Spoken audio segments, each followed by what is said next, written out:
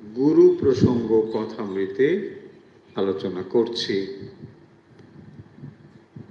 আজ আমরা এই আলোচনার তৃতীয় পর্ব আলোচনা করব। শ্রী রামকৃষ্ণ বলছেন এই গুরু প্রসঙ্গে, যে ঈশ্বর দর্শন করে নাই তার উপদেশ ঠিক ঠিক হয় না। যে ঈশ্বর দর্শন করে নাই তার উপদেশ ঠিক ঠিক হয় না। অর্থাৎ যিনি নিজে উপলব্ধির ভেতর দিয়ে অগ্রসর হননি, যার নিজস্ব কোনো অভিজ্ঞতা নেই, উপলব্ধি নেই, তার কথার মধ্যে একটু গোলমাল থাকবেই। সেই কথা বলতে গিয়ে শ্রীরামকৃষ্ণ বলছেন যে যদি ঠিক হলো তো আর একটা গোলমাল হলো, মানে একটা কথা যদি হয়তো ঠিকই হলো, আবার অন্য যে কথা বলল সেগুলো হয়তো একটু অন্যরকম হলো।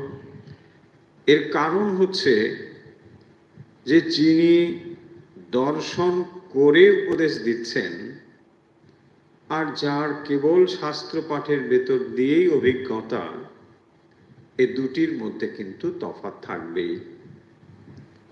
যিনি দিল্লি গিয়েছেন তিনি দিল্লি সম্পর্কে যে জ্ঞান রাখেন, যিনি দিল্লি যাননি, কেবল লোক মুখে শুনেছেন বা অন্য কোথাও বর্ণনা পড়েছেন, এ দুটির মধ্যে তফাৎ থাকবেই থাকবে।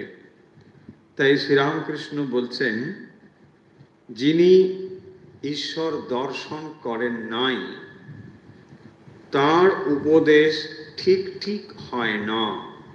কেন হয় না? না তিনি কেবল শাস্ত্র পাঠের দ্বারাই অভিজ্ঞতা সঞ্চয় করেছেন, কেবল শাস্ত্র পাঠই তিনি করেছেন। তাহলে তিনি শাস্ত্রবেত্তা, শাস্ত্র জানেন, কিন্তু তিনি আত্মজ্ঞানী নন। উদাহরণ দিয়ে শ্রীরামকৃষ্ণ বলছেন, সমাধ্যায়ী লেকচার দিলে বলে ঈশ্বর বাক্য মনের অতীত, তাতে কোনো রস নেই, তোমরা প্রেম ভক্তি রস দিয়ে তার ভজনা করো। সমাধ্যায়ী পণ্ডিত মানুষ, তো তিনি এই কথা বলছেন যে ঈশ্বর হচ্ছেন বাক্য মনের অতীত। ঈশ্বর বাক্য মনের অতীত এবং তাতে কোনো রস নেই। গোলমেলে একটা কথা ঠিক হলো তো আর একটা কথা ভুল। ঈশ্বর বাক্য মনের অতীত ঠিক, কিন্তু তাতে কোনো রস নেই, এ কথাটি একেবারে বিপরীত হয়ে গেল।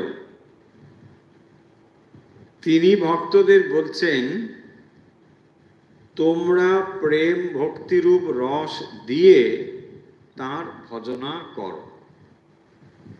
তাহলে যার মধ্যে রস নেই, ভজনা করতে করতে তোমার রস দিয়েই তুমি ভজনা করো। তাহলে যার ভেতরে রস নেই, ভজনা করে করে তার ভেতর থেকে কি বেরোবে?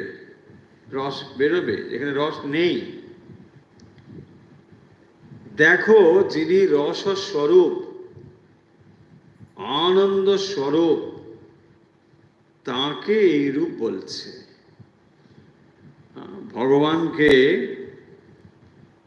বলা হয়েছে তিনি হচ্ছেন রস বৈশ, তিনি হচ্ছেন রস স্বরূপ। আনন্দ স্বরূপ। তাহলে যিনি স্বরূপত আনন্দ, যার স্বরূপই হচ্ছে রস, তাকে কিনা বলছে যে ভগবানে কোনো রস নেই। এ লেকচারে কি হবে?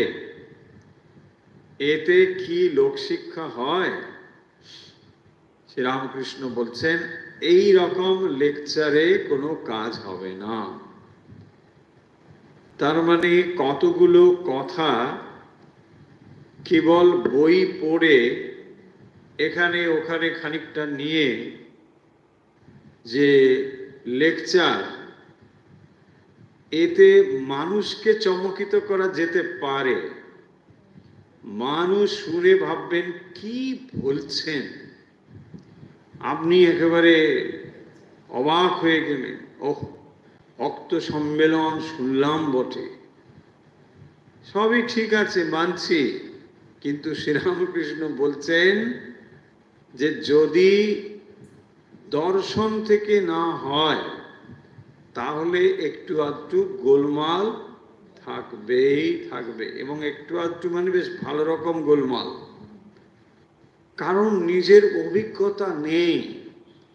আর এই যে প্রথম কথাটি বারে বারে বলা হয় যে ঈশ্বর আসলে অনুভবের বিষয়, তাকে বুদ্ধি দিয়ে শাস্ত্র জ্ঞান দিয়ে লাভ করা যাবে না। শাস্ত্রে কেবল তাকে একটা ধারণা দেওয়া হয়েছে। শাস্ত্র যতদূর যেতে পারে, শব্দ যতদূর বর্ণনা করতে পারে, ততদূর বর্ণনা করা হয়েছে শাস্ত্রে। কিন্তু শাস্ত্র দিয়ে তাকে বর্ণনা করা যায় না। বারে বারেই সে কথা বলা হয়েছে যে অবাং মানস গোচরম, বাক্য মনের যিনি অতীত, তিনি রসস্বরূপ নয়, এটার অর্থ নয়। বাক্য মনের অতীত এ কথার অর্থ হলো তাকে এই স্থূল ইন্দ্রিয় দিয়ে জানা যায় না। তাকে জানতে হলে ইন্দ্রিয়ের সূক্ষ্মতা চাই, মনের শুদ্ধতা চাই। শুদ্ধ মনেই শুদ্ধ আত্মা প্রতিবিম্বিত হন, তাকে জানা যায়। তাই শ্রীরামকৃষ্ণ বলছেন শুদ্ধ আত্মা, শুদ্ধ বুদ্ধি, শুদ্ধ মন এক। তাই সেই অবস্থা প্রাপ্ত না হলে কথার মধ্যে খানিকটা গোলমাল থাকবেই।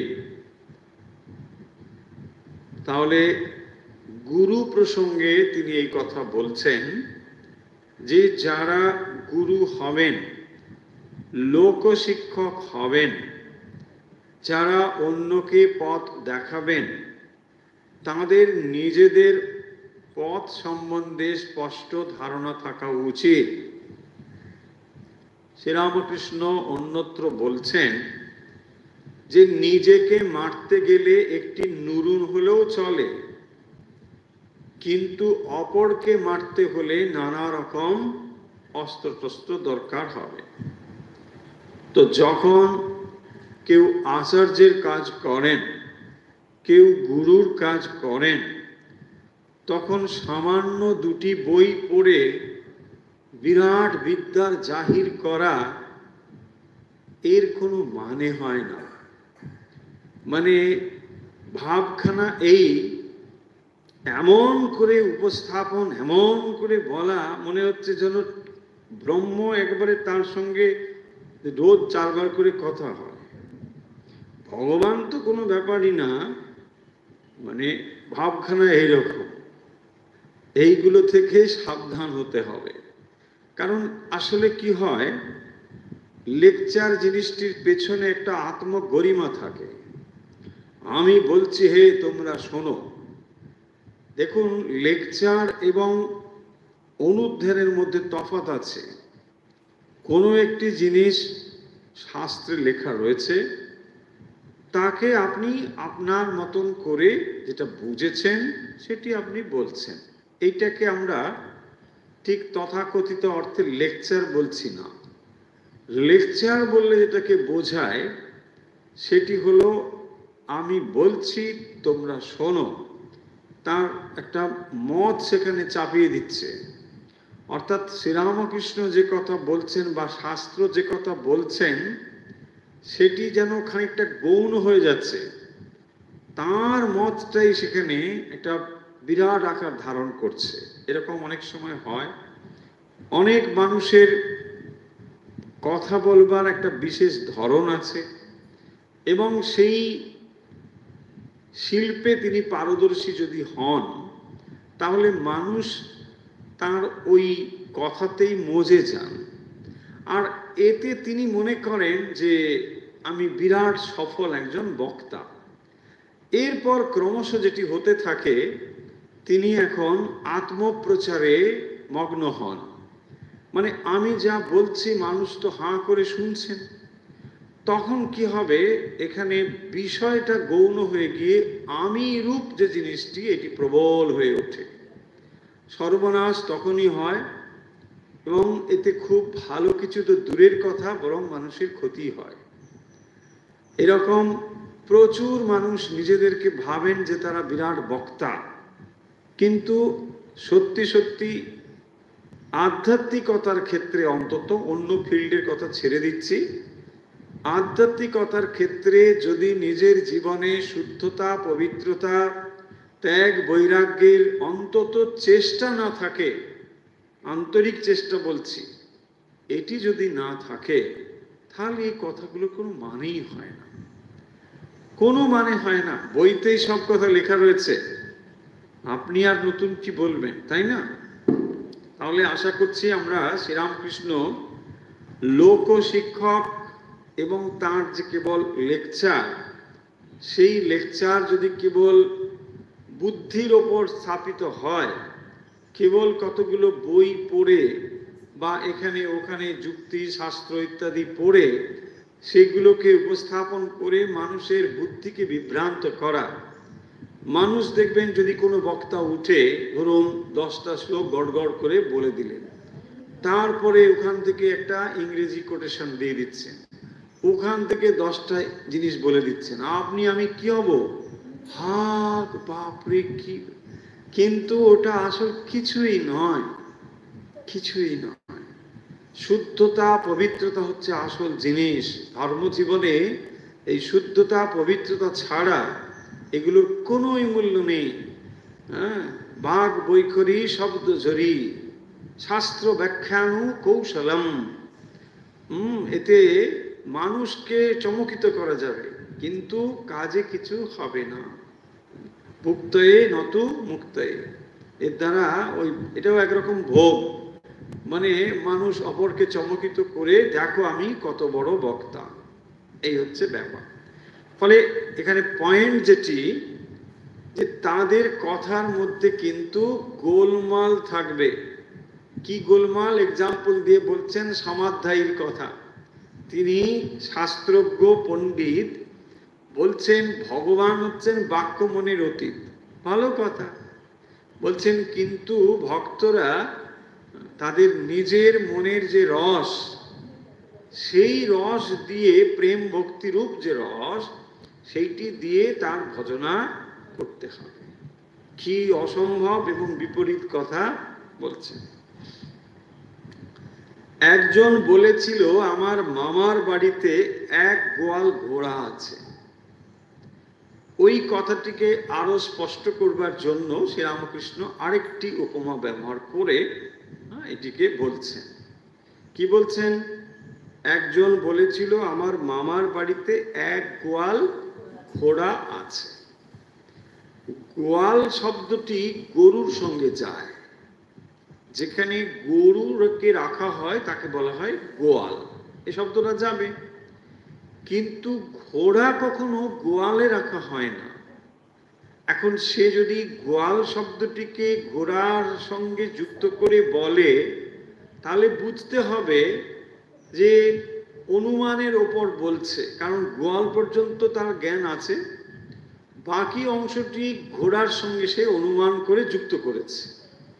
এই যে ব্যাপার, বলছেন গোয়ালে আবার ঘোড়া, হ্যাঁ, তাতে বুঝতে হবে ঘোড়া নেই। এই তার মানে ঘোড়া সম্বন্ধে তার কোনো ধারণাই নেই, কেবল কতগুলো জিনিস অনুমানের উপর বলে দিচ্ছে।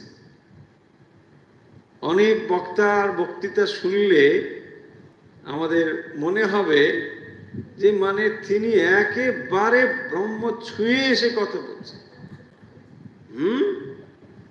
কিন্তু ব্যাপারটা অত যদি সোজা হতো তাহলে পাড়ায় পাড়ায় ব্রহ্মজ্ঞানী দেখা যেত। হ্যাঁ, মোড়ের মাথায় ব্রহ্মজ্ঞানী, বাস। অত সোজা নয় ব্রহ্মজ্ঞানী। সকলেরই মুক্তি হবে, তবে গুরুর উপদেশ অনুসারে চলতে হয়। শ্রীরামকৃষ্ণ কি বলছেন দেখুন, কথামৃতে তিনি বলছেন সকলেরই মুক্তি হবে। এটি একটি শাশ্বত কথা, মুক্তি সকলেরই হবে। এবং এটাও ঠিক কথা, মুক্তি না হওয়া পর্যন্ত জীব কখনোই শান্ত হতে পারবে না। মুশকিল এখানে, কোনোদিন সে শান্ত হতে পারবে না। হয় দেখবেন সে সত্য রজ তম এই গুণের দ্বারাই সে ছটফট করতে থাকবে, হয়তো কখনো সে তামসিকতায় নিমগ্ন হয়েছে, এভাবে হয়তো একটা জীবন গেল, দুটো জীবন গেল, কিন্তু আবার হয়তো দেখা যাবে রাজসিকতায় 10টা জীবন গেল। এত রাজসিক, প্রচন্ড কর্মপ্রবণ করতে যাচ্ছে। এই করতে করতে তার ভেতরে চেঞ্জেস গুলো আসছে, এবং যখন সাত্বিকতা জীবনে আসবে তখনই তার ভেতরে ভগবত ভক্তি এসব আসবে। তাই বলছেন যে এইগুলো আসতেই হবে, সেটি এই জন্মে হোক, 10 জন্মে, 20 জন্মে হোক, আসতেই হবে। তাই বলছেন সকলেরই মুক্তি হবে। মুক্তি না হয়ে কারোর নিস্তার নেই। কারণ ব্যাপার হচ্ছে কি, ধরুন একজন মানুষ, যাকে আমরা জীব বলে বলছি মানুষ, আমরা অন্য প্রাণীর কথা এখন ছেড়েই দিচ্ছি, তো তার ভেতরে কি রয়েছে? ভালো মন্দ কর্ম প্রবৃত্তি, তার মানে পূর্ব জন্মের যা যা কর্ম সেসব রয়েছে। এখন এগুলোকে তাকে ভোগ করতে হবে, শরীর ধারণ করতে হবে, এবং তারপরে যখন সে শরীর ধারণ করছে নতুন কিছু কর্মও সে করছে। তাহলে ভালো মন্দ কর্ম তাকে করতে হচ্ছে, এবং পাশাপাশি তার পূর্ব কর্মের খণ্ডনও হচ্ছে, মানে সেগুলো ভোগও হচ্ছে। তাহলে এই অবস্থা যখন চলছে, সে মুক্ত হবে কি করে? তাকে কোনো না কোনো সময় এই মুক্তির কাছাকাছি আসতে হবে। এইরকম বহুবার ঘুরতে ঘুরতে তার ভেতরে মুক্তির ইচ্ছে আসবে, এবং তখনই সে মুক্ত হয়ে যাবে। কারণ মুক্ত না হওয়া পর্যন্ত তার নিস্তার নেই। কারণ যে কর্মফলের বোঝা তার মধ্যে রয়েছে, এটা তাকে ক্রমশই জন্ম থেকে জন্মান্তরে নিয়ে যাবে। একমাত্র মুক্ত হয়ে গেলে আর দেহ ধারণ করতে হবে না। তবে গুরুর উপদেশ অনুসারে চলতে হয়। এখানে হলো গুরুর জায়গা। কিরকম না, সবাই মুক্ত হবে ঠিক, কিন্তু গুরুর উপদেশ মতো চলতে হবে। বাঁকা পথে গেলে ফিরে আসতে কষ্ট হবে। যদি মনে করি যে না, আমি গুরু টুরু মানি না, আমি আমার মতো চলবো, অনেকে এরকম থাকেন। অনেকের মানসিকতা হচ্ছে যে আমি যেহেতু সব কিছু নিজে করে সফল হয়েছি, ধরুন তিনি পড়াশোনার ক্ষেত্রে নিজের চেষ্টায় খুব ভালো পড়াশুনো করেছেন, নিজের চেষ্টায় খুব ভালো চাকরি করেছেন, এই সমস্ত সফলতার দ্বারা তার আত্মবিশ্বাস এটাই হয়েছে যে সব কিছু তিনি নিজে করতে পারবেন, ভগবান লাভটা ব্যাপার কোনো দরকারই নেই। অফকোর্স এই সমস্ত মানুষের ভগবানের বিশ্বাস খুব একটা হয় না। তাদের মনে হবে যে আমি তো সব, ভগবান বলে আবার কি। তো এইগুলি ঘাত প্রতিঘাত খেতে খেতে আবার কারো কারো বুদ্ধি হয় যে না, একটা বোধহয় কিছু হবে, কিন্তু সহজে এই অহংবোধটা যেতে চায় না। কারণ সে নিজে অনেক কিছু করে, বিশেষ করে দেখবেন যারা খুবই এক্সট্রাঅর্ডিনারি মানে সফল মানুষ আমাদের সমাজে, তাদের আবার এই বুদ্ধিটুকু কিছুতেই হতে চায় না, কারণ অহংটা এত তীব্রভাবে থাকে যে সেটা কিছুতেই নমনীয় হয় না, নামতে চায় না, যে আমি আবার কি করে অবনত হব। তারপরে ওই একটা মানুষ, তিনি হাজার হোক অমুক নন্দ তমুক নন্দ যাই হোক না কেন, তিনি একজন মানুষ, ফলে তাকে আমি গুরু বলি কি করে? আমি ধরুন অমুক অমুক জায়গার একটা বিরাট পদে আছি, তো বিরাট পদের মানুষ বসতে বসতে তিনি ভেবেছেন যে এই সমস্ত পদই তার, এমন ইন্দ্র টিন্দ্র বরুণ টরুণ সবই তিনি করতে পারেন, এরকম একটা ভাবনা। ফলে ওই মানুষটার কাছে গিয়ে কি বা হবে, খুব একটা কিছু হবে টবে না, এইসব ব্যাপার আছে। হয়তো দেখবেন এই করতে করতে 10টা জন্ম চলে গেল, তারপরে একদিন সম্বিত হলো যে না এরকম করে তো হবে না, তাই ঘুরে ঘুরে আবার ঠিক এরকম করে গুরুর কাছে আসতে হবে। সেই জন্য বলছেন তবে গুরুর উপদেশ অনুসারে চলতে হবে।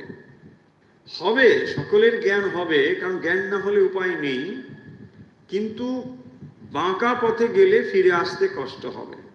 এখন যদি অন্যরকম পথে চলে যায়, ধরুন তার কামনা বাসনা এমন একটা জায়গায় নিয়ে গেল, এখন 10 জন্ম ওইখানেই তাকে ঘুরতে হবে, তা নাহলে আর এদিকে আসতে পারবে না।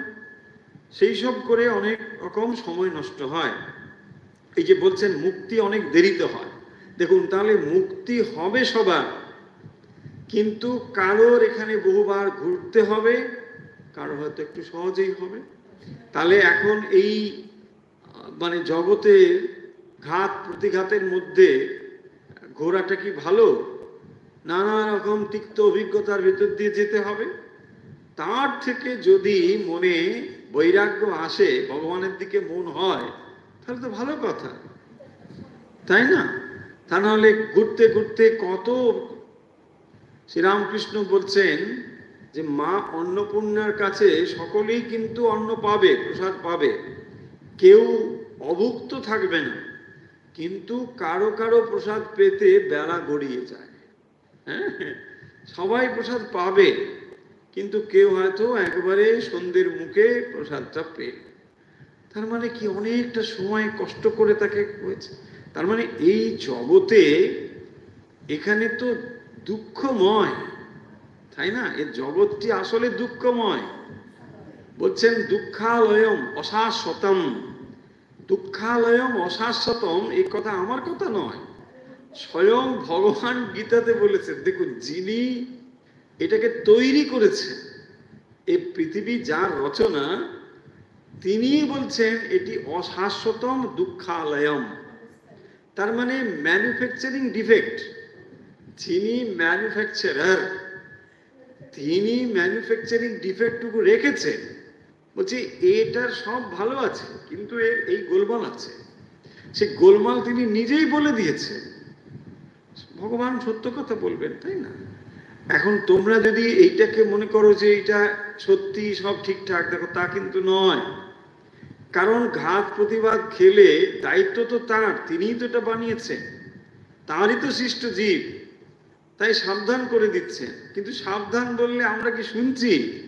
বলছেন ভগবান তুমি বলছো বটে এটা দুঃখালয়ম, সুখটা তুমি পাওনি বলে, একবার পেয়ে দেখো কি সুখালয়ম, তাই না? দেখুন, যারা এই জীবনে নানা দিক থেকে যাদের জীবনকে তারা সফল বলে মনে করেন, তথাকথিত সফল, মানে অর্থ টর্থ সবকিছু পেয়ে যাচ্ছেন, ভাবছেন বিরাট সফল বলে, তো তারা কি বলবেন না সুখালয়, এই জীবন মানে সুখালয়। তার মানে ওই যে মায়া ঠিক তার বুদ্ধিকে ওইভাবে পরিচালিত করছে। তিনি ভাবছেন এই লাইফ মানে সাকসেসফুল লাইফ, আমি একেবারে নীলে সব রষ্ট ভর করে কি করব। তারপর দিন দেখা গেল মানে তার পেটের সব কেটে বাদ দিতে হচ্ছে। কেন? বলছে আপনি খাবেন না, আপনার এত ওজন, আপনি নড়তে পারেন না, ছড়তে পারেন না, আপনার পেট কেটে মানে পাকস্থলী স্টমাক কেটে ছোট করে দিচ্ছে। হ্যাঁ, এইসব চিকিৎসা আছে। পেটে কেটে দিলে কি হবে? কম খেতে পারবে, বডিটা তার ওজন কমবে। ভাবুন, তিনি কোটি কোটি টাকার মালিক, ভগবান তাকে ওই ডাক্তারের রূপ ভগবান, সে গিয়ে পেট খেটে দিচ্ছে, যদি খাবেন না, বলছে এত খাবার আমি খাবো না, না খাবো না। ভাবুন কি অবস্থা। হ্যাঁ, তিনি স্বপ্ন দেখছেন আমি সুখালয়ম, আমার 10টা অট্টালিকা আছে, এবারে 20টা অট্টালিকা কি করে করা যায়, আমি পৃথিবীর সেরা ধনী মানুষ হব, এই মর্যাদা আমার হবে। কি রকম ভাবে মায়া মানুষের বুদ্ধিকে গ্রাস করছে, বুঝতে পারে না, ভাবছে যে বিরাট। ও শাস্ত্র ওসব পচা কথা, বুঝলেন, ঠিক কথা বলেছে বটে, কিন্তু ঠিক একটু বেশি বলেছে, তাই না? অতটা ঠিক নয়। রস আছে বাপু, রস আছে, নিগড়ে নিতে হবে, জানতে হবে, তাই না? দেখুন এইসব বুড়োদের গপ্প শুনতে পাবেন আপনি। হ্যাঁ, বলতে এখানে শুধু দুঃখালয়ম এই কথাটা মানতে পারা গেল না। সুখালয়মও আছে, কত সুখ আমরা পেয়েছি মশাই, আপনি কি কম পেয়েছেন বলুন? বলছেন না পেয়েছি, এই তো চলে। দেখুন সেইটাই বলছেন যে মুক্তি অনেক দেরিতে হয়। তার মানে দেখুন এইভাবে ঘুরতে ঘুরতে সে হয়তো অনেক জন্ম কাটিয়ে ফেলল। বলছেন তাই গুরুর উপদেশ অনুসারে চলতে হয়। ফলে ধর্ম এবং এই অধ্যাত্ম জীবনে গুরুর একটি বিশেষ ভূমিকা রয়েছে। গুরুর বিশেষ ভূমিকা রয়েছে। এ জন্মেও হলো না, আবার হয়তো অনেক জন্মের পর হলো কি গুরুকরণ, গুরুকরণ হলো না। এরকম অনেক গল্প আপনিও জানেন, আমরাও জানি, যে তিনি হয়তো 20-25 বছর আগে মিশনের দীক্ষা নেওয়ার জন্য গিয়েছিলেন, হয়নি, কোনো কারণে হয়নি, অনেক বাধা টাধা পড়ে গিয়েছে। 25 বছর পরে তিনি ছেলে অথবা মেয়ের সঙ্গে দীক্ষা নিতে এসেছে, এই ঘটনাও আছে, এরকম অনেক ঘটনা রয়েছে। ফলে এসব হয়। জনকাদি সংসারেও কর্ম করেছিলেন, ঈশ্বরকে মাথায় রেখে কাজ করতেন। নৃত্যকী যেমন মাথায় বাসন করে নাচে। দেখুন কি বলছেন, জনকাদি সংসারে ও কর্ম করেছিলেন। তাহলে জনকাদি যে ঋষি, সেই জনক ঋষির কথা বলছেন। তো জনক ঋষি তিনি মানে রাজর্ষি, একদিকে রাজা আবার একদিকে তিনি ঋষি। ভাবুন তাহলে তার কিরকম অবস্থা, রাজ্য পরিচালনা করছেন, অথচ তিনি ঋষি, ব্রহ্মজ্ঞান পূর্ণ হয়ে আছেন। এই যে ঋষি বলছেন সংসারেও কর্ম করেছিলেন, তিনি সংসারে রয়েছেন, রাজ্য পরিচালনা করছেন, তাকে মানে বিদেহী জনক বলা হয়, যার দেহবোধ নেই। তিনি এই দেহটাকে আমি বলে জানেন না, অথচ তিনি এই রাজ্য পরিচালনা করছেন। ঈশ্বরকে মাথায় রেখে কাজ করতেন। একটা রাজ্য পরিচালনা করছেন ঈশ্বরে মতি রেখে। নৃত্যকী যেমন মাথায় বাসন করে নাচে। নৃত্যকী যারা খেলা টেলা দেখায়, নাচ টাচ করে, তো নাচ দেখায় যারা, তারাও দেখবেন মাথার উপর বাসন রেখে নাচে, মাথার উপর তুমি ঘট রেখেছে, এদিকে নাচ করছে, নাচের তালে তালে পা পড়ছে, সবকিছু হচ্ছে, অথচ মাথায় যে ঘটটি রেখেছে সেটা কিন্তু ঠিকঠাক রয়েছে, কোনো এদিক ওদিক হচ্ছে না। বলছেন কি করে এগুলো হয়, খুব অভ্যাসের ফলে হয়।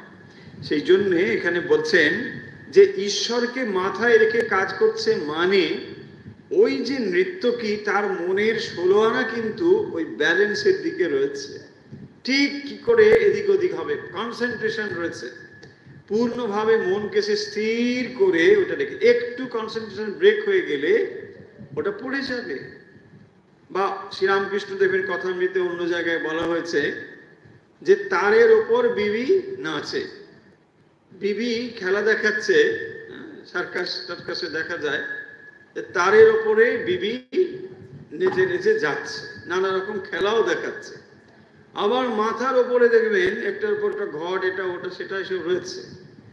এত কিছুর পরে সে খেলা দেখাচ্ছে, তার পুরো কনসেন্ট্রেশন সেখানে রয়েছে। তাহলে ভাবুন যে এত দর্শকের সামনে করছে, একা একা করছে তা না, এবং সেই দর্শকরা নানা রকম কমেন্টসও করছে। সেই দিকে যদি তার একটু মনোযোগ কোনোভাবে চলে যায়, তাহলে কিন্তু আর সে পারবে না। তাহলে ভাবুন, সে কিন্তু মেডিটেশন করছে না, কিন্তু মেডিটেশনের থেকে কম অংশে কিছু করছে না। তার উদ্দেশ্য হয়তো খেলা দেখানোই কেবল, তার উদ্দেশ্য কেবল হয়তো মানুষের মনোরঞ্জন, হয়তো সেখানে তার পেশাগত সেটা অর্থ উপার্জন এগুলো রয়েছে, ঠিকই মানছি, কিন্তু তার যে কনসেন্ট্রেশন, এইটা তো অসাধারণ, তাই না? এবং এই যে কনসেন্ট্রেশন তার একবার অভ্যাস হয়েছে, এটা যদি সে চেষ্টা করে, সে কিন্তু ধ্যান করতে পারবে, ধ্যান হয়ে যাবে। তাই দেখবেন অনেক সময় মানে বিশেষ করে মানে আমাদের বাংলার মানুষজন তো হয়ই, অন্যত্র হয়, খেলাধুলো নিয়ে একটু বেশি উন্মাদনা থাকে। কি হচ্ছে, ধরুন এটা হলো ছয় ছয় চিৎকার, তারপরে যে হয়ে গেল গোল, কিছুই হলো না, ইস জুতোর মালা পরিয়ে দাও, হ্যাঁ কিছুই করতে পারলো না, কি করলো, একটা বল ছিল মানে কোনোই রান করতে পারলো না। ভাই ওইখানে গিয়ে একবার দাঁড়াও, হ্যাঁ দেখবেন ওইসব চিৎকার করতে থাকে ছেলেগুলো, যাদের নিজের কিছু করার ক্ষমতা নেই। কোনোদিন এটা তারা ভাবে না যে যারা খেলছে তাদের একটা বিরাট সাফল্য, অনেক কঠিন পরিশ্রমের পরে তারা ওই জায়গায় গিয়েছে, আর এরা দাঁড়িয়ে কেবল হাততালি দিয়ে ওদেরকে হয় মাথায় তুলছে নয় নিচে নামাচ্ছে, কিছুই করছে না।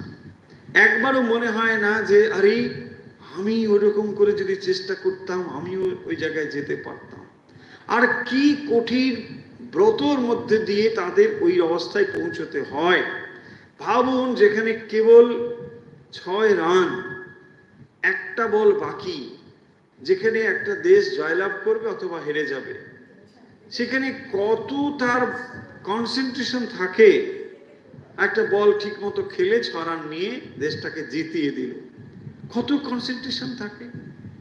ফলে ওই যে মন এক জায়গায় স্থির করে রেখেছে, ওই সময় যদি তার মনে হয় যে আরে ওইগুলো আমাকে ভেঙাচ্ছে, ওইগুলো ভেঙাচ্ছে, দেখুন আচ্ছা সে কি কিছু করতে পারবে?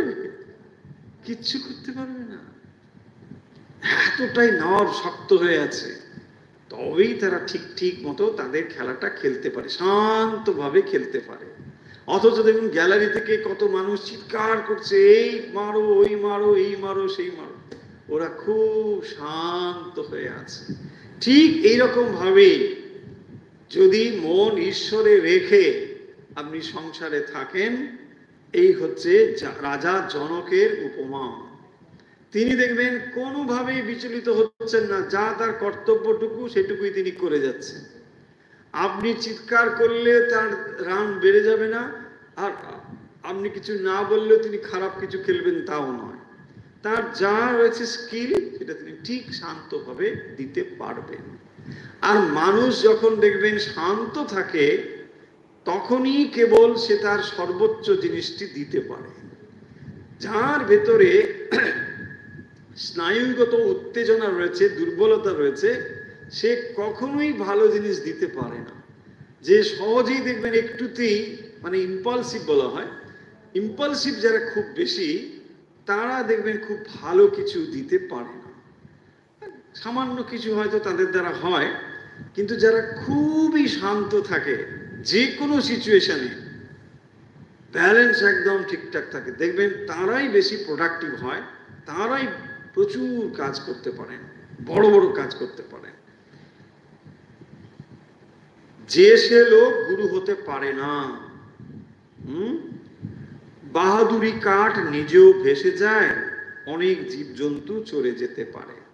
এ কথা আগেও এসেছে যে বাহাদুরি কাঠ নিজেও ভেসে চলে যায়, অন্যদেরকেও নিয়ে যেতে পারে। যে সে লোক গুরু হতে পারে না। সচ্চিদানন্দই গুরু। যদি মানুষ গুরুরূপে চৈতন্য করে তো জানবে সচ্চিদানন্দই ওই রূপ ধারণ করেছেন।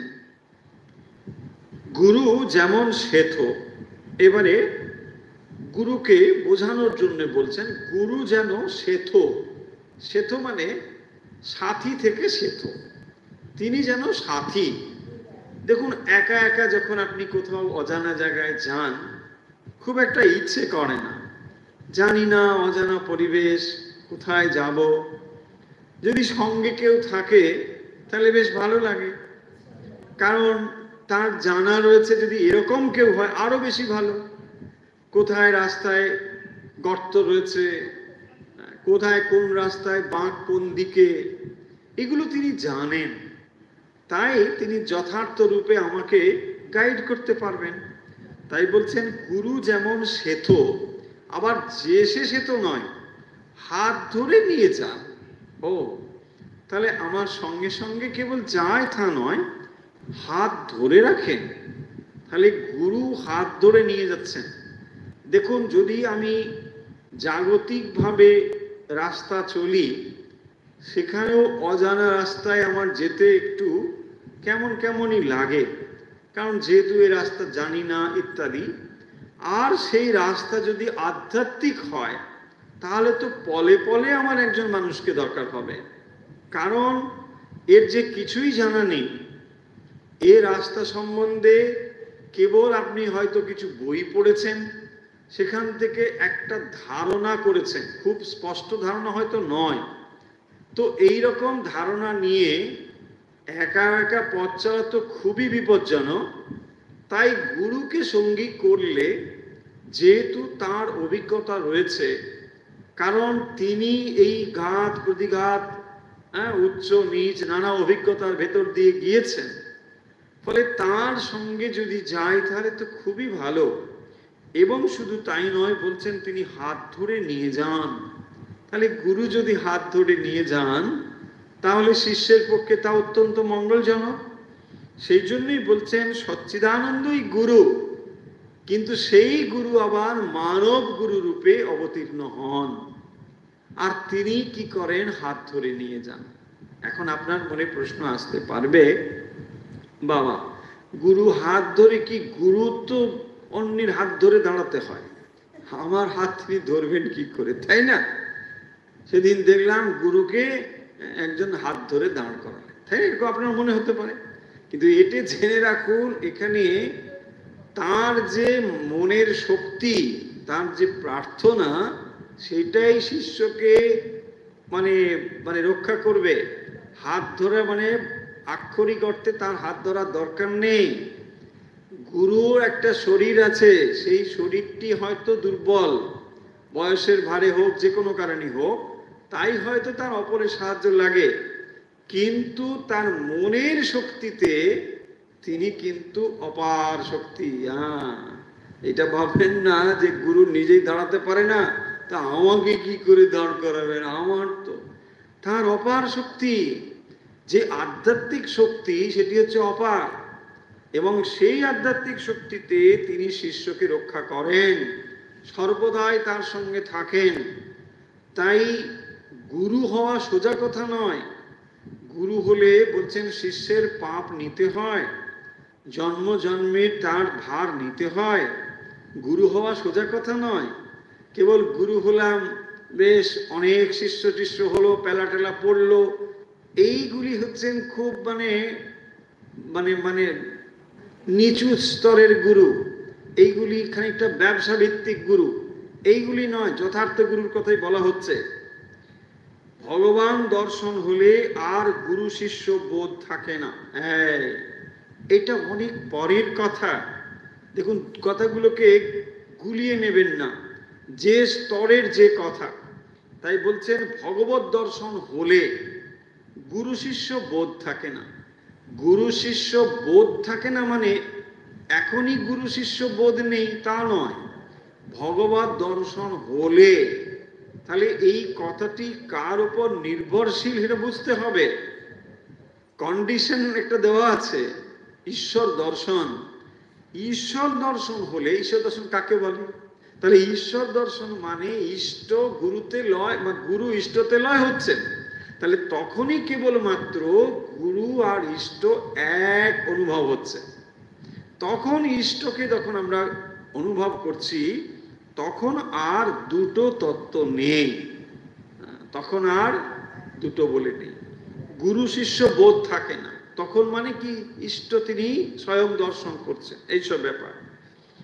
সে বড় কঠিন ঠাঁই, দেখুন শ্রীরামকৃষ্ণ স্বয়ং বলে দিচ্ছেন, এখনই সেটা বলে লাফানোর দরকার নেই। সে বড় কঠিন ঠাঁই গুরু শিষ্যে দেখা নাই। যখন পূর্ণ জ্ঞান হয়ে যায় তখন আর ভেদ বুদ্ধি থাকে না। তো যত সময় পর্যন্ত সেই অবস্থা না হচ্ছে তত সময় তো ভেদ বুদ্ধি অবশ্যই অবশ্যই রয়েছে।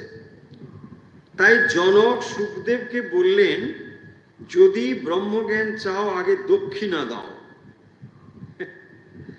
জনক সুখদেবকে বললেন, জনক সুখদেবকে বলছেন যে যদি ব্রহ্মজ্ঞান চাও আগে দক্ষিণা দাও। ব্রহ্মজ্ঞান দান করতে হলে তার পদ্ধতি রয়েছে, সেই অনুযায়ী তিনি তাকে শিষ্যত্ব গ্রহণ করছেন। এখন শিষ্যত্ব গ্রহণ করবার কালে যে উপদেশ তিনি দান করছেন তার গুরু দক্ষিণা দেওয়ার একটা ব্যাপার আছে।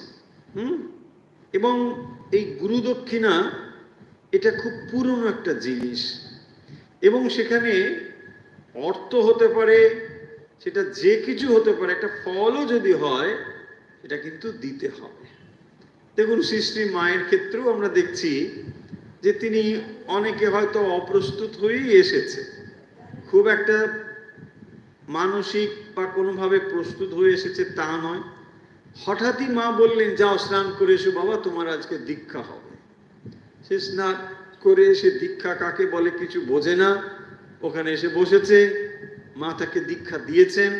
বলছেন, দেখো ওই খাটের তলায় একটা ফল আছে, ওইটা নিয়ে এসো, ওইটা আমাকে দাও।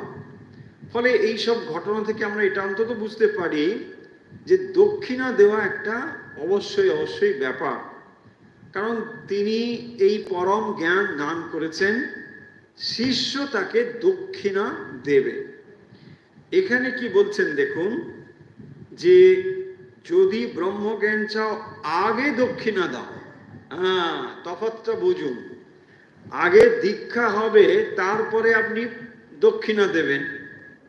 এখানে বলছেন না না, যদি ব্রহ্মজ্ঞান, তফাৎটা আলাদা, এটা ঠিক অন্যরকম দীক্ষা নয়, মানে মন্ত্র দীক্ষা টিক্ষা সেরকম নয়, ব্রহ্মজ্ঞান দীক্ষা।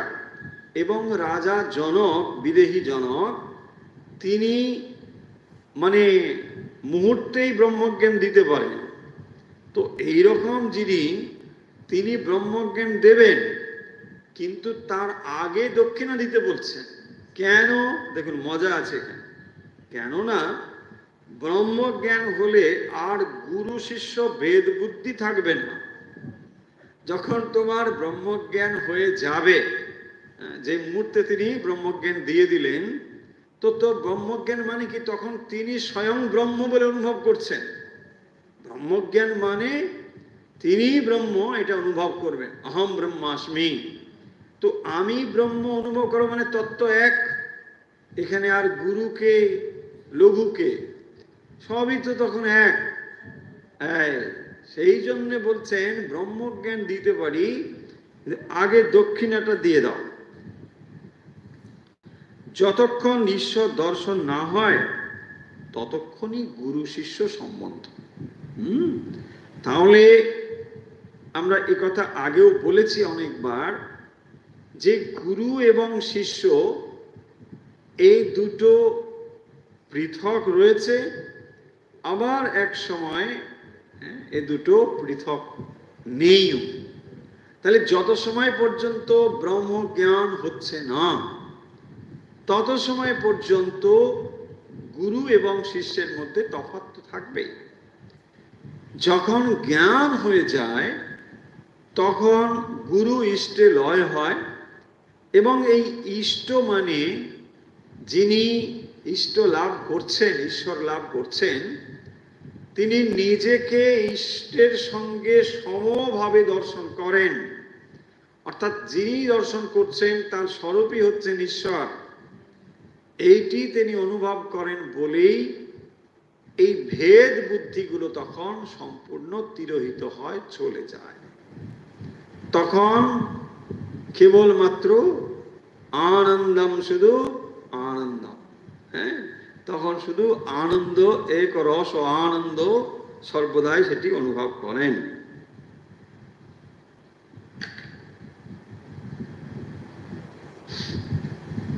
কথামৃতে গুরু সম্বন্ধে যে আলোচনা রয়েছে সেইগুলি আমরা একসঙ্গে আলোচনা করছি।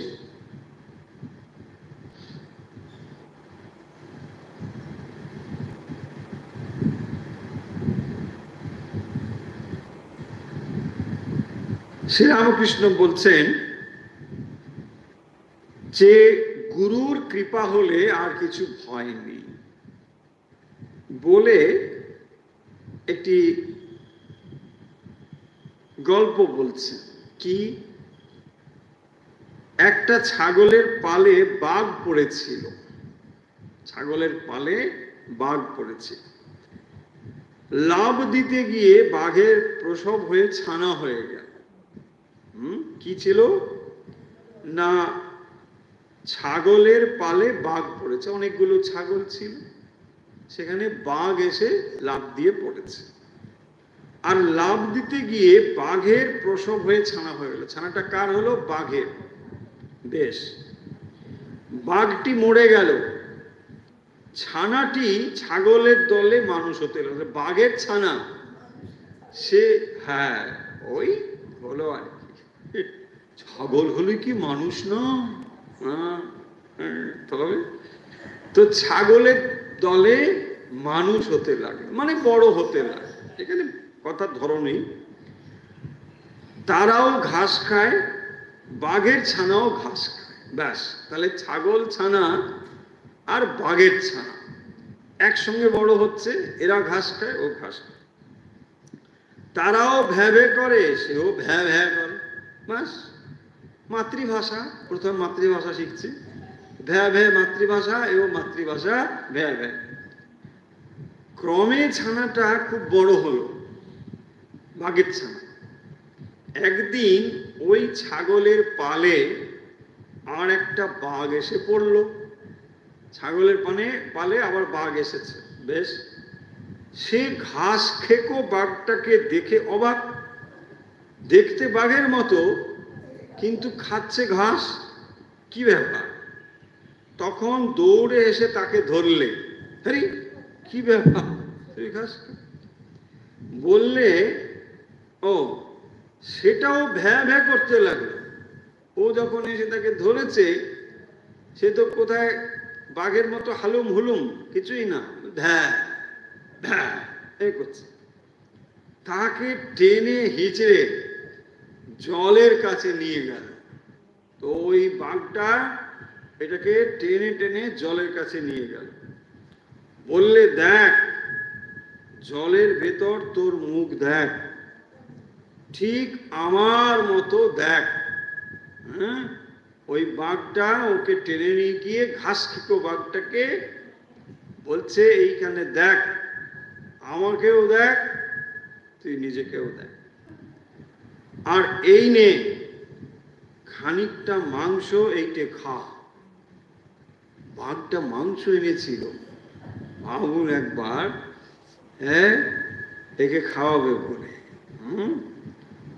এই বলে তাকে জোর করে খাওয়াতে লাগলো। প্রথম প্রথম নিশ্চয়ই খেতে চায়নি। হ্যাঁ, না, এখন তো সে ঘাস খায়, এখন তো গঙ্গা জলে যা কিছু সব ধুয়ে খায়,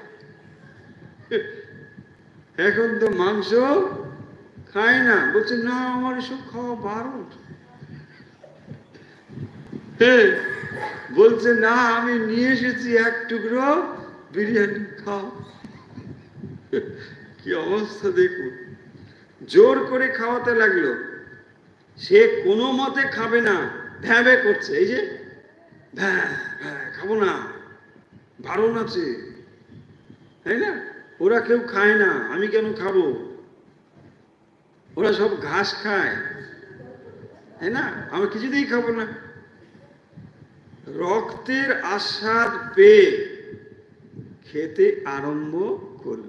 হ্যাঁ, ওই পাক করেছে কি, ওর মুখের কাছে নিয়ে গিয়ে একটু দিয়েছে, ওই ঘাস টাসের সঙ্গে হয়তো একটু খেয়েছে। ওই গঙ্গা জল মিশিয়ে যেমন অনেকে খায় টায়, ওই তুলসী পাতা দিয়ে একটু খায়। হ্যাঁ, বলতে এমনি মাংস খাই না, কিন্তু একটু তুলসী পাতা যদি গঙ্গা জলে রান্না হয় তাহলে পরে খুব একটা অসুবিধা। ভাবুন তাহলে এই মানে বাঘ, ছাগলের পালে বড় হওয়া বাঘ, সেও কিন্তু একটু মাংসের টুকরো মানে রক্তের স্বাদ পেয়েছে। নতুন বাঘটা বললে, এখন বুঝেছিস আমিও যা তুইও তা। তুই যে ঘাস খেয়ে ভ্যা ভ্যা করিস, ওটা কি ঠিক? এইটাই খা। টনিক দিয়ে দিয়েছে, ও টনিক খেয়ে ও টনক নড়েছে। এখন বলছে যে এখন আর আমার সঙ্গে আয়, বনে চলে আয়, এই ছাগলের দলে আর থাকতে হবে না।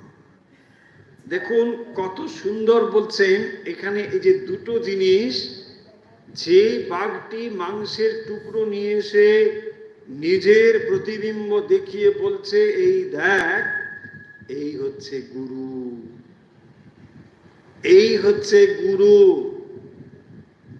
দেখুন গুরু কি করছেন, যে আত্মস্বরূপটাকে জাগিয়ে দিচ্ছেন। সে যে বাঘ, এটা তো সে ভুলে গিয়েছিল।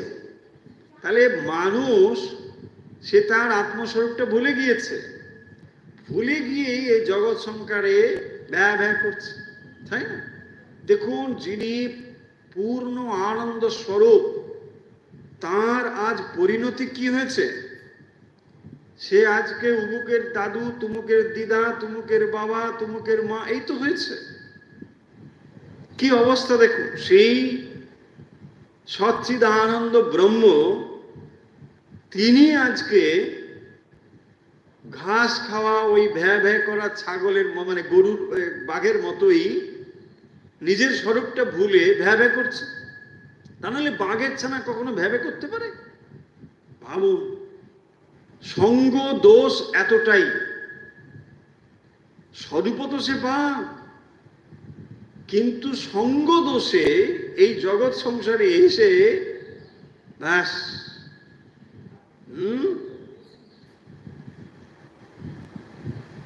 ছিলাম ঈশ্বর, ভূমিতে পড়ে খেলাম ছাই, তাই না? এখানে জন্মগ্রহণ করে যেই মাতৃগর্ভ থেকে পৃথিবীর হাওয়া মাটিতে এসে পড়লো, ব্যাস সব শেষ। এখন থেকে ভ্যাঁ শুরু হলো,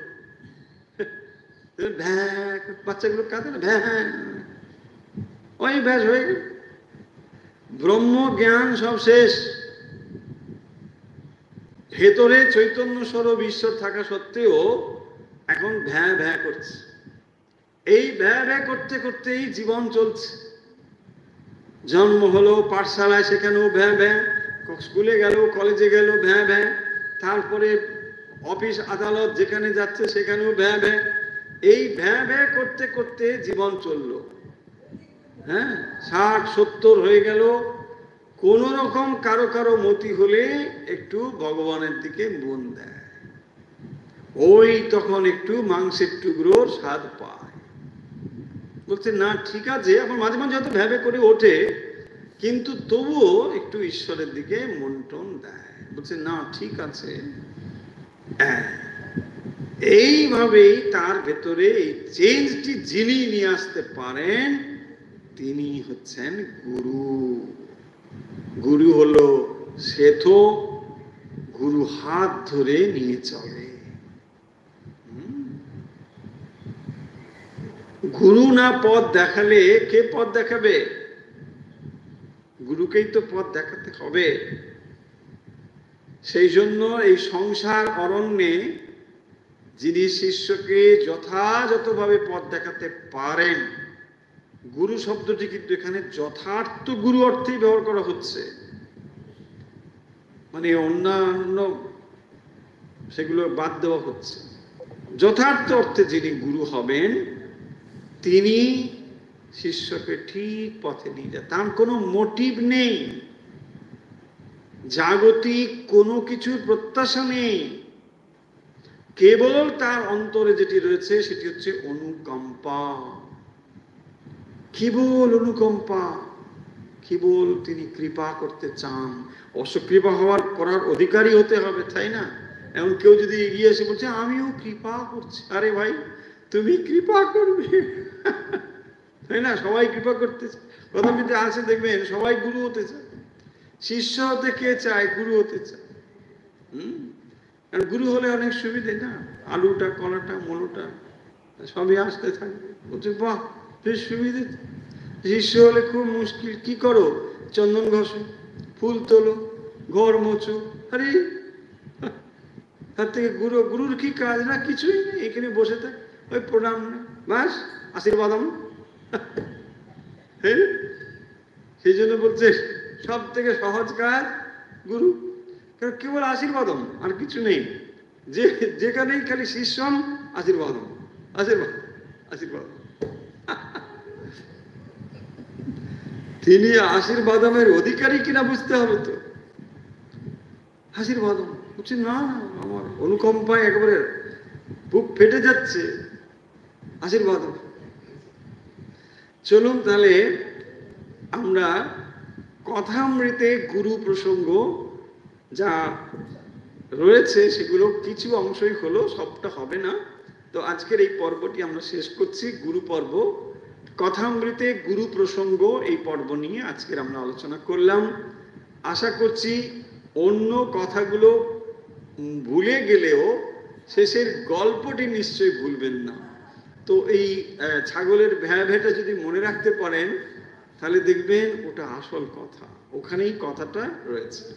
অত্যন্ত সুন্দরভাবে মানে এই গল্পটি উপস্থাপন করা হয়েছে। এবং এটা জানবেন শ্রীরামকৃষ্ণ যে কথাগুলো বলছেন না, মানে এই যে উপমাগুলোও দিচ্ছেন, এগুলো অমূল্য উপমা। বাংলা সাহিত্যের দিক থেকেও যদি দেখেন এই অমূল্য সম্পদ। আধ্যাত্মিকতার দিক থেকে তো আছেই আছে, সাহিত্যের দিক থেকেও এর অসাধারণ সাহিত্য মূল্য রয়েছে। এত সুন্দর করে উপমা, এবং এই উপমার ভিত্তিতে কত কথা সংক্ষেপে দু চারটি কথার মধ্যে পরিবেশন করা হয়েছে। বেদান্তের মূল জিনিস এই গল্পের মধ্যে রয়েছে। বেদান্তে যে কথা পৃষ্ঠার পর পৃষ্ঠা লেখা হয়েছে না, সেগুলোকে সহজভাবে এখানে পাওয়া যাচ্ছে। চলুন তাহলে আজকের কথা আমরা এখানে শেষ করছি। প্রসঙ্গ কথামৃত, কথামৃতে